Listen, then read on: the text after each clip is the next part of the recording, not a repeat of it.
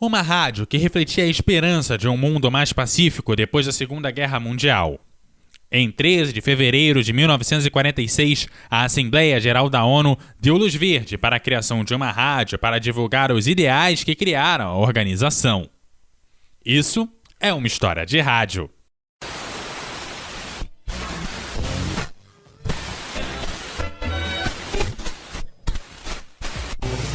História de rádio.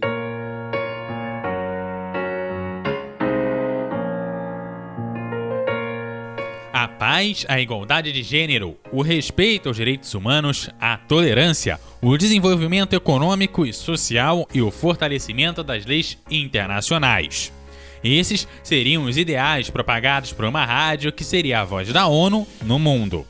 A Sociedade de Nações, a organização que precedeu a ONU depois da Primeira Guerra Mundial, também teve a sua própria rádio. Suas transmissões começaram em 1929 e foram até 1939, quando já era bem mais evidente o fracasso da organização.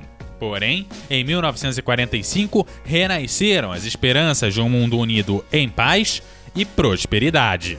Whereas recognition of the inherent dignity and of the equal and inalienable rights of all members of the human family is the foundation of freedom, justice and peace in the world. Essa voz é de Eleanor Roosevelt, lendo a Declaração dos Direitos Humanos, que foi aprovada pela ONU em 1948.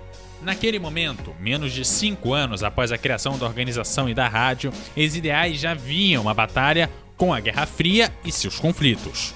E já se acreditava que a organização seria vendida para o mundo pelas 5 nações com direito de veto sobre qualquer decisão. This is Shirley Booth. Bing Crosby. Kirk Douglas. Audrey Hepburn. Deborah Carr.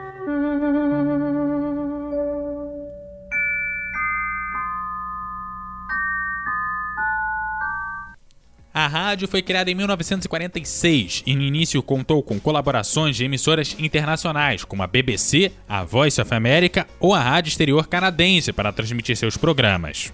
Rapidamente, já transmitia entre 9 e 12 horas diariamente nos 5 idiomas oficiais da organização: chinês, inglês, russo, espanhol e francês. O árabe foi adicionado como idioma oficial somente em 1974. En el mapa, América Latina es grande, pero la inhumana jungla amazónica, donde cabría casi Europa entera, el duro espinazo de las cumbres andinas y las estériles zonas desérticas reducen a la mitad lo aprovechable de esa vasta superfície. Em 1960, a Rádio das Nações Unidas já contava com seus próprios transmissores de ondas curtas e inicialmente se situaram na França, Suíça, Itália e Estados Unidos. Em 1963, já alcançava a África, toda a Europa, a América Latina, o Oriente Médio e partes do Sudeste Asiático.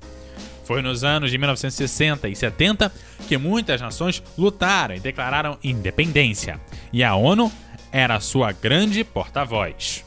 Non seulement la libération politique, mais aussi et surtout une totale libération économique. A rádio transmitia ao vivo as sessões do Conselho de Segurança e a Assembleia Geral. A rádio também contava com notícias, documentários e radioteatros. Para além do conteúdo da ONU, também eram transmitidos programas do Unicef, Unesco e da Organização Mundial da Saúde. There is God in heaven, and here is UNICEF, the only somebodies who can help his village and his people. Em 1984, eram produzidas quase 2.000 horas de conteúdo por ano, que eram transmitidos em 25 línguas que alcançavam 167 países. As transmissões em ondas curtas duraram até 1985, porque eram muito caras, mas o conteúdo se manteve, sendo levado através de emissoras parceiras, a partir do envio de cassetes, que chegaram a ser 205.000 em 1997. Depois, essa produção caiu consideravelmente, sendo substituída pela tecnologia digital e a geração dos conteúdos via internet. Porém, ainda hoje, a ONU considera esse serviço fundamental. A prova disso é que a ONU estabeleceu o dia 13 de fevereiro como o Dia Mundial do Rádio, coincidindo com o aniversário da Rádio da ONU. E a realidade é que, apesar das novas tecnologias, o rádio segue sendo a plataforma mais acessível, uma poderosa ferramenta de comunicação e um meio de baixo custo que dá voz às minorias mais marginalizadas. E é mais eficaz em situações de emergências, catástrofes ou conflitos. Você está ouvindo o CoutoCast.